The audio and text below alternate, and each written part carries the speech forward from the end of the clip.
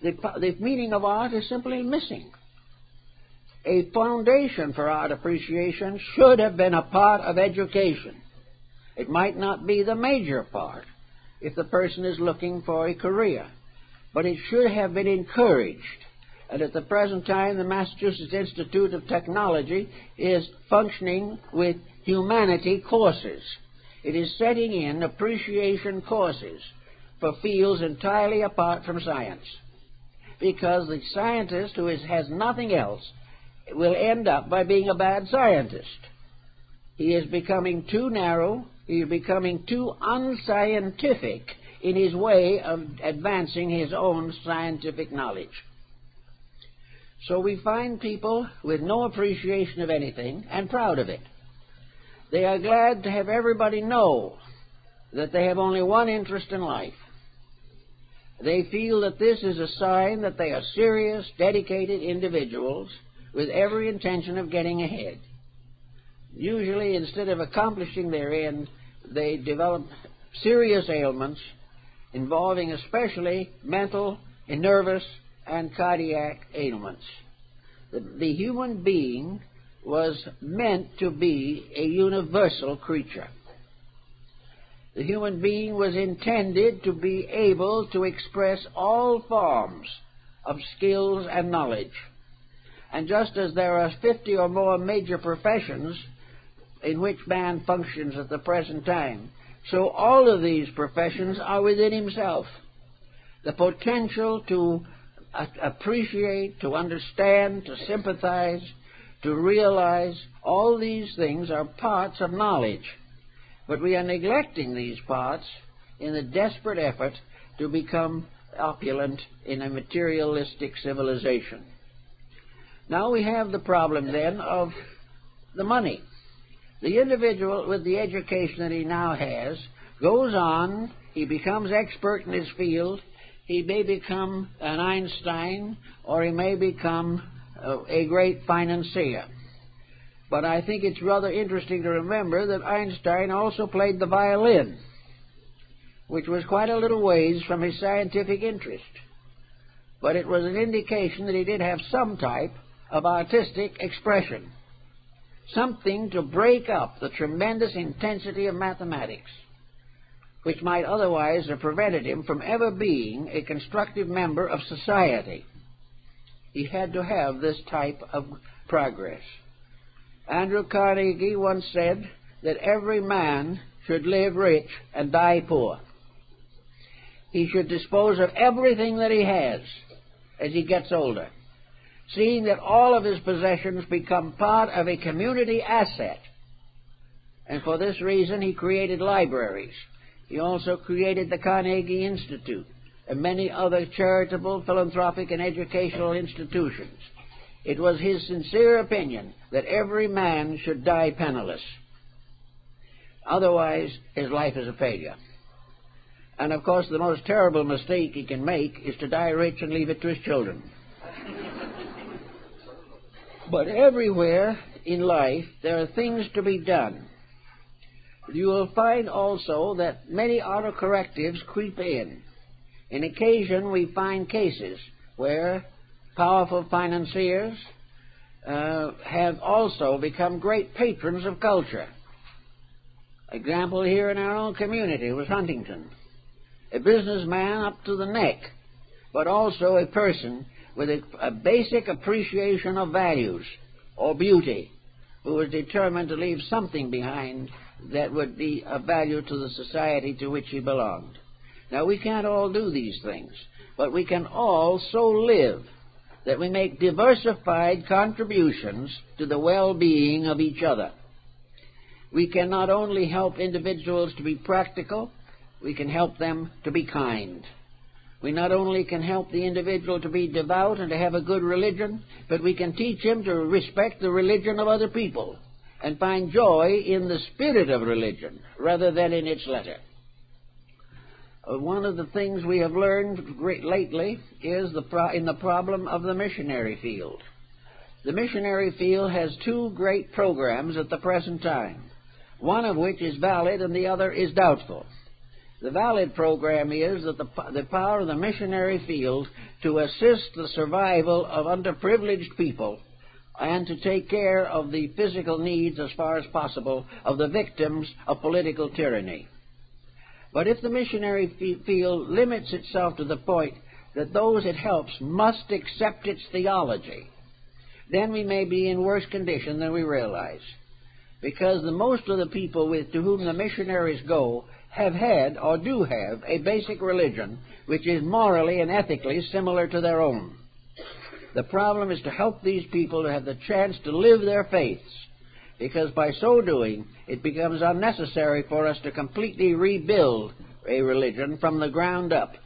We can simply take the faith the man has or the woman has and build upon it a proof that that faith is justified, and that in somewhere in the universe the principle of love which dominates all religion is active in different creeds, different institutions, and on different theological levels.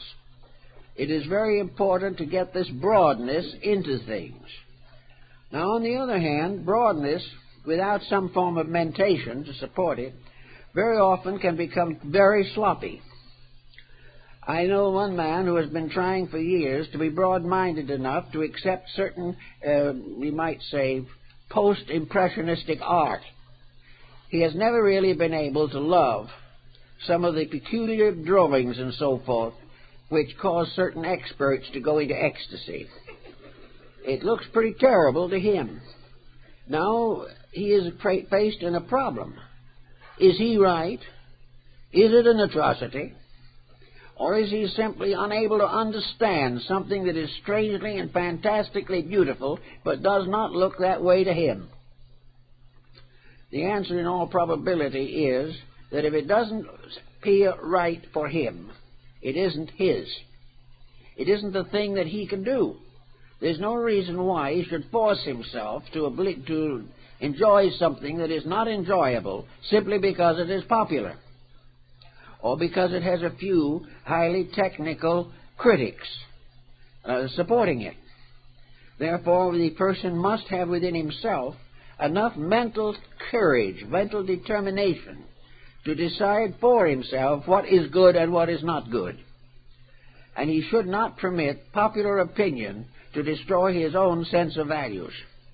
He must try constantly to live in accordance with the creative and constructive instincts in his own nature. But how will he judge beauty? How will he know whether art is good or not? How will he know whether music has a future? How can he tell the difference between that which is a passing fad and that which is part of basic progress for humanity? Again, it's only his own inner life that can tell him. And the only way that that inner life can tell him is that while he has been a businessman or a merchant, or while he has been an electronic engineer or a computer operator, he has also given attention to the arts, that he is aware of what is good art and what he enjoys. He will not, therefore, be forced to build a solution without any knowledge within himself. Everywhere, I think, the essay of Plotinus on the beautiful is useful. Beautiful is that which ennobles. If the individual seeing it is not a better person for having seen it, it isn't beauty. The dictionary says that beauty is an idealistic, constructive thing, that it represents harmony, that it represents integrities. Even by the dictionary definition, it should be possible to determine what things are beautiful and what are not.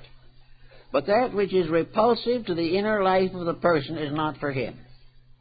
Now, his neighbor may say that what he does not like, his neighbor will like. And his neighbor will go on to expound on the marvels and wonders of this thing which we do not appreciate. We listen. We think about it.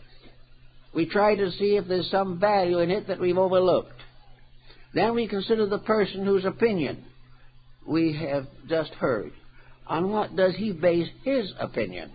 Is it because of beauty within himself, Or is it because he's read a very good review on the subject and feels that the reviewer must be right and that he must change his own attitudes to meet the popular opinion?